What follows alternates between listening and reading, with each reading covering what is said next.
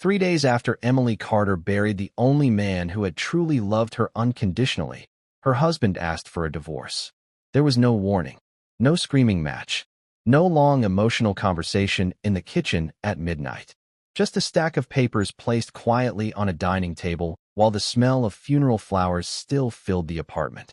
Emily remembered staring at Daniel's signature at the bottom of the page while her hands shook so badly she could barely breathe. Less than 72 hours earlier, she had been standing in cold rain beside her grandfather's grave, believing her husband was the one person she still had left in the world.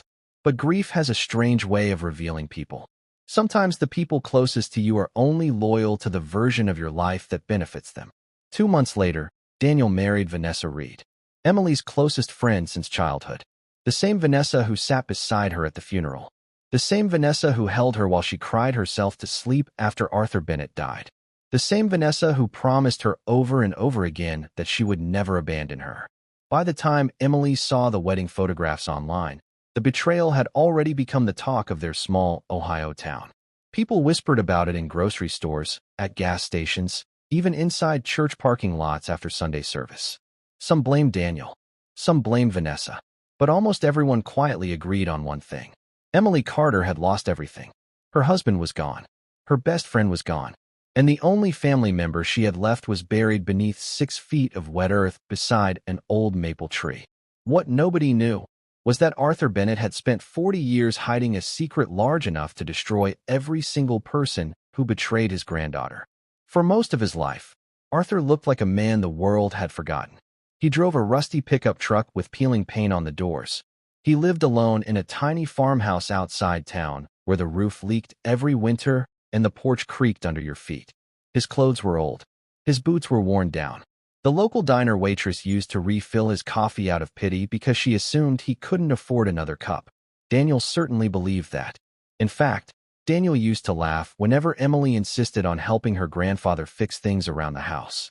He once told her, "Your grandfather spent his whole life working himself into the ground and still ended up with nothing." Emily never argued back. She simply smiled and continued defending the old man who had raised her after her parents died in a car accident when she was 7 years old. Arthur Bennett was the kind of man who spoke very little but noticed everything. He noticed the impatience in Daniel's voice whenever money became part of the conversation. He noticed the way Vanessa's eyes wandered around expensive restaurants whenever wealthy couples walked by.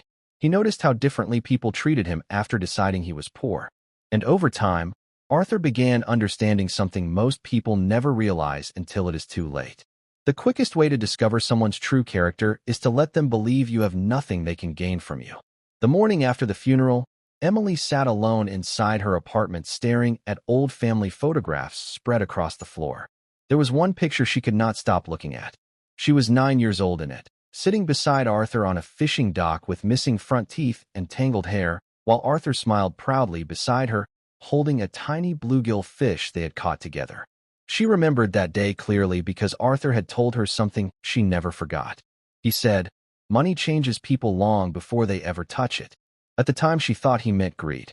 Years later she would realize he meant something far worse. Daniel walked into the apartment carrying 2 coffees and acting strangely calm. Emily assumed he was exhausted from the funeral arrangements. But then he sat across from her without speaking. No comfort, no sympathy, no warmth. Just silence heavy enough to make her stomach tighten. Finally, he slid the divorce papers across the table and said something Emily would replay in her head for the next year of her life. "I can't keep drowning beside you." That was it. No apology. No hesitation. 20 minutes later, he walked out carrying 2 suitcases while Emily collapsed onto the kitchen floor, trying to understand how a marriage could disappear faster than a storm passing through town. Before we go deeper into this story, let us know in the comments where you're watching from. We'd love to hear from you. And don't forget to hit that subscribe button so you never miss any of our upcoming videos. At first, Emily blamed herself. People usually do when betrayal arrives quietly. She wondered if she had become too emotionally distant after Arthur's illness. She wondered if Daniel had fallen out of love months earlier while she was too distracted caring for her grandfather to notice. But then strange details started surfacing one after another. Daniel had already rented a downtown apartment before filing for divorce. Vanessa suddenly stopped answering calls. Mutual friends became uncomfortable around her. And then came the photographs. Daniel and Vanessa smiling together at a beachfront resort in Florida less than 8 weeks after Arthur's funeral.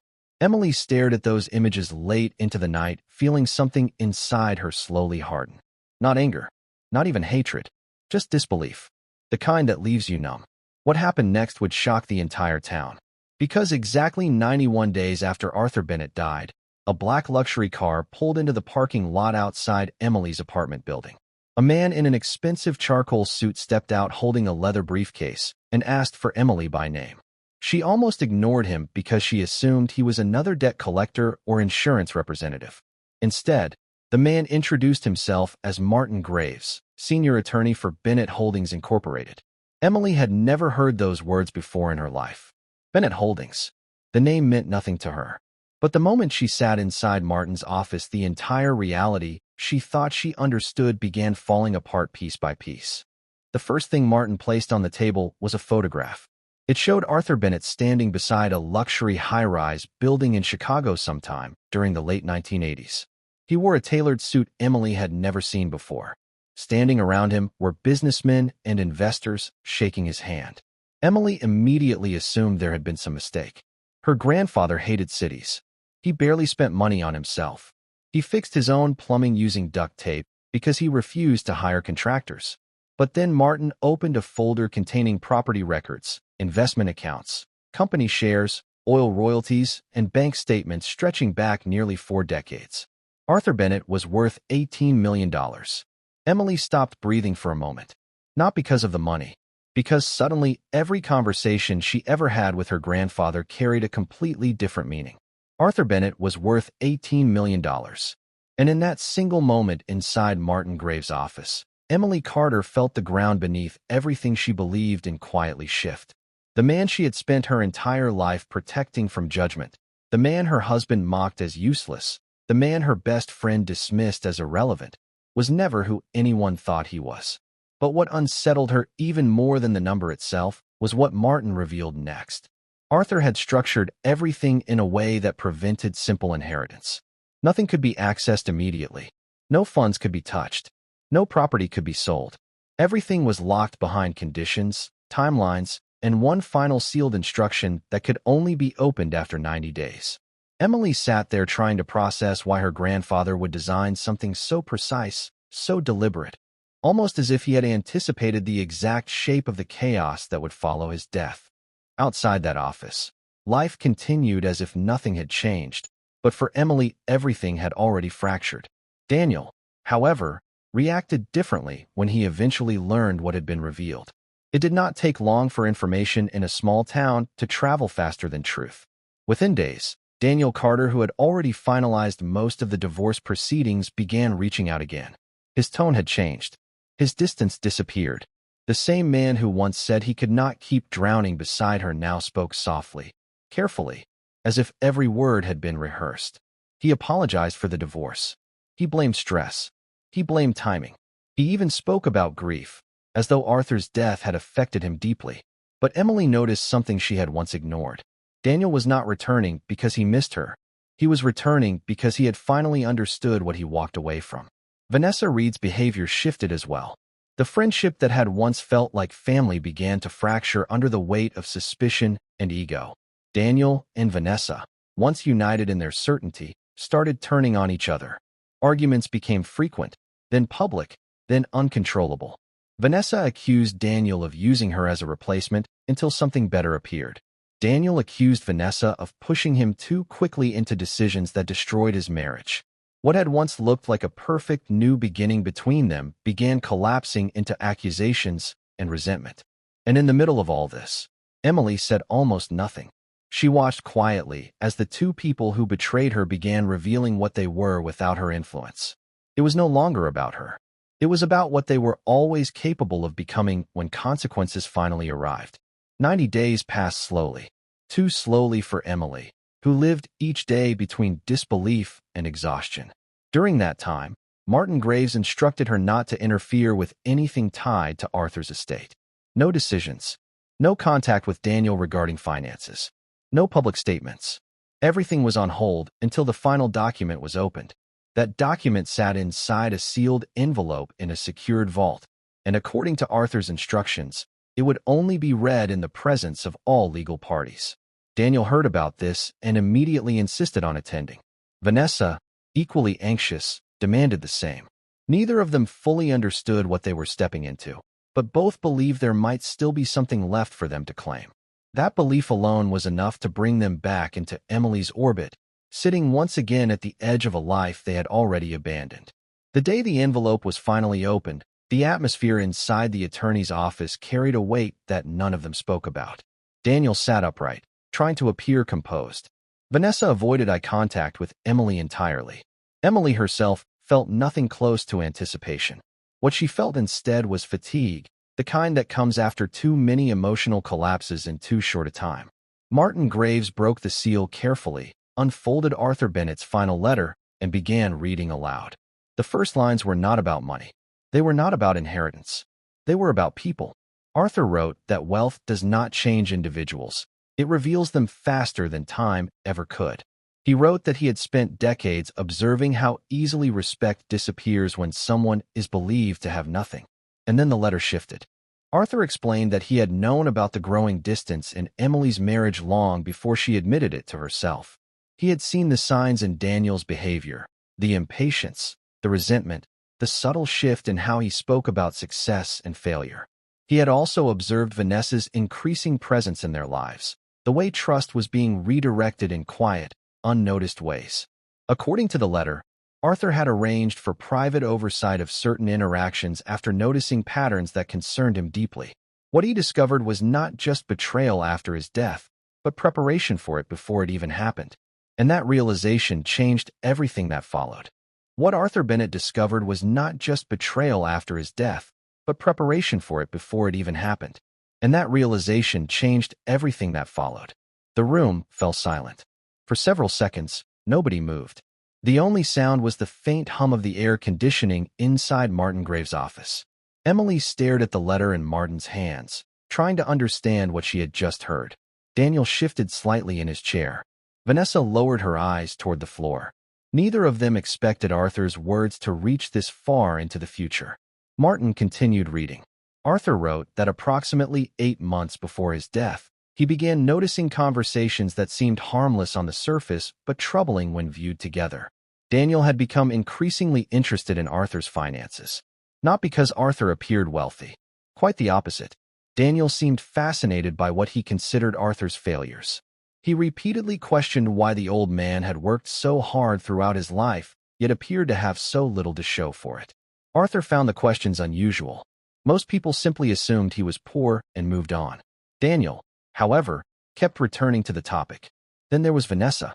Arthur wrote that Vanessa had once been like family. He remembered attending her high school graduation. He remembered helping her repair a flat tire during a snowstorm years earlier. He remembered bringing gifts to her mother when she underwent surgery. Yet over time, he began noticing something in Vanessa that made him uncomfortable. Whenever wealth entered a conversation, her attention sharpened immediately. She paid close attention to expensive homes, successful couples, luxury vacations, and anyone perceived as important. Separately, those observations meant very little. Together, they painted a picture Arthur could not ignore. According to the letter, the moment that changed everything happened 6 months before his death. Arthur had attended a local charity banquet. It was one of the few public events he ever attended. Most people ignored him throughout the evening, assuming he was simply another retired farmer from outside town. Arthur preferred it that way. He spent most of the night quietly observing the room. Then he noticed Daniel and Vanessa standing together near the entrance. At first, there was nothing suspicious about it. They were family friends. They had known each other for years. But Arthur noticed something else. The conversation stopped immediately when Emily approached. Both smiled. Both acted naturally.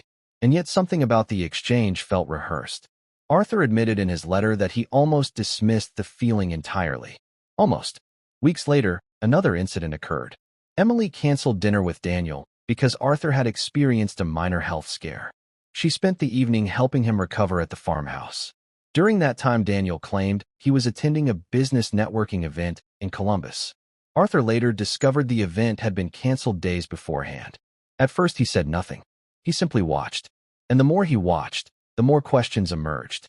Questions eventually became concerns. Concerns eventually became suspicions. By then Arthur had reached a decision. If he was wrong, nobody would ever know. If he was right, Emily deserved the truth. That was when he hired a private investigator. The revelation struck the room like a thunderclap. Emily blinked repeatedly. A private investigator? Her grandfather? The quiet old man who spent most afternoons repairing fences and feeding birds outside his farmhouse? The image felt impossible to reconcile with the grandfather she knew.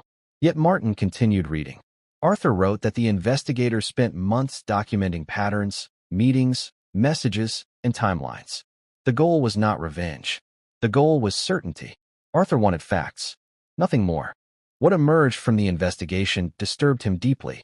Daniel and Vanessa had not suddenly become involved after Arthur's death. Their emotional relationship had begun long before. The report documented secret lunches, private meetings, deleted communications, conversations hidden from Emily. None of the evidence suggested a single impulsive mistake. It suggested planning. The color drained from Emily's face. For years, she had wondered whether she missed warning signs. Now she realized something far more painful. There were warning signs. She simply trusted the wrong people. Across the table, Daniel's jaw tightened. Vanessa remained completely still. Neither interrupted. Neither objected. Neither demanded clarification. Their silence spoke louder than any denial could have. Martin paused briefly before turning to the next page. What came next would prove even more devastating. Because Arthur's investigation uncovered something neither Daniel nor Vanessa realized anyone knew. And unlike the affair itself, this discovery had nothing to do with romance. It had everything to do with money.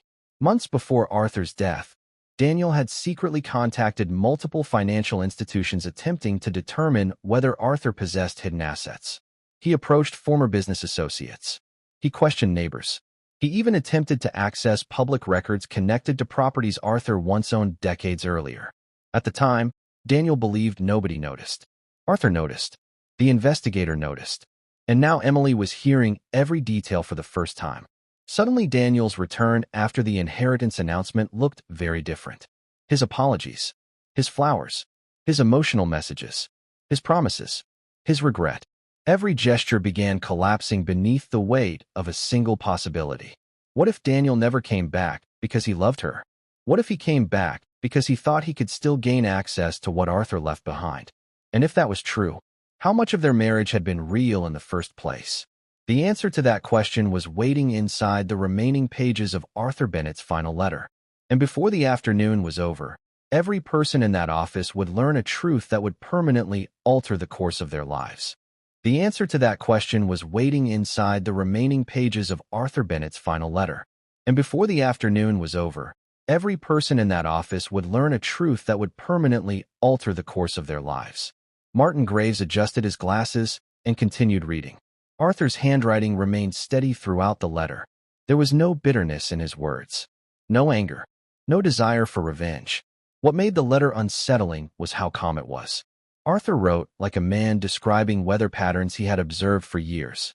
Every conclusion was supported by patience. Every statement was supported by evidence. Arthur explained that after reviewing the investigator's reports, he came to a painful realization.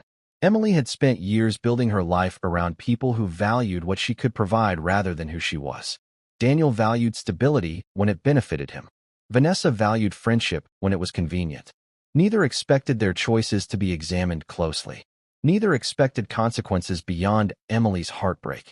But Arthur believed character revealed itself most clearly when nobody believed they were being watched. The investigator documented dozens of interactions over several months. Some were insignificant. Others were impossible to ignore. There were conversations discussing future plans that did not include Emily.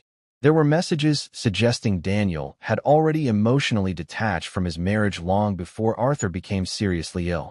There were private discussions about financial struggles, ambitions, frustrations, and opportunities. Then Martin reached a paragraph that caused Daniel to sit forward abruptly. Arthur wrote that one particular conversation stood out above all others. According to the investigator's report, Daniel once told Vanessa that if he ever wanted a different life, Emily would never see it coming because she trusted people too easily. The room became still. Daniel's expression hardened. Emily looked toward him for the first time since the reading began. He said nothing. He couldn't, because denying the statement would only invite further details. Vanessa looked equally uncomfortable. Arthur continued. He wrote that reading those reports was one of the most painful experiences of his life. Not because strangers had disappointed him, but because he knew how deeply Emily loved the people involved. He worried less about his own death and more about what would happen to Emily afterward. That concern ultimately shaped every decision he made regarding his estate. Martin paused again before unfolding another page. This section contained legal instructions. The atmosphere immediately changed. Everyone in the room sensed it. This was what Daniel had been waiting for. This was what Vanessa had hoped for. This was the section connected to the fortune. Arthur explained that his wealth would remain under a trust structure designed specifically to protect Emily from manipulation, coercion, emotional pressure, and financial exploitation. Every asset, every property, every investment, every royalty payment, everything. The entire estate would eventually transfer to Emily. But there was a condition. Martin stopped speaking for several seconds. Nobody moved. Nobody breathed. Then he read the next sentence. Emily Carter would inherit full control of the estate only if she remained completely independent from Daniel Carter in all financial, legal, and marital matters. Daniel's face immediately changed. Arthur had anticipated exactly what might happen if his fortune became public knowledge. If Emily reconciled with Daniel, if she remarried him, if she transferred assets to him, if she provided financial access, the trust would automatically redirect the majority of the estate toward charitable foundations Arthur had established years earlier. Daniel stared at the table. For the first time that afternoon, his confidence disappeared. Arthur had effectively removed money from the equation. The very thing Daniel returned for could never be obtained through Emily. Not now. Not ever. Martin continued reading. Arthur explained that the purpose of the condition was not punishment. It was protection. He believed people deserved second chances. But he also believed actions revealed priorities. If Daniel genuinely loved Emily, he would stay even when there was nothing to gain. If he stayed only for the inheritance, he would eventually leave once access became impossible. Either outcome would provide clarity. Arthur ended that section with a final sentence. Emily, if you are hearing this, then my greatest wish is that you never confuse loneliness with love. The word struck harder than any financial revelation. Emily lowered her head. For a moment, she was no longer sitting inside a law office. She was a little girl again, sitting beside her grandfather on a fishing dock. Listening, learning, trusting, missing him. Across the table, Daniel finally spoke. His voice sounded smaller than before. He claimed everything had been misunderstood. He insisted people could change. He argued that the investigation captured moments without context. He spoke about mistakes, growth, regret, second chances. But something had changed.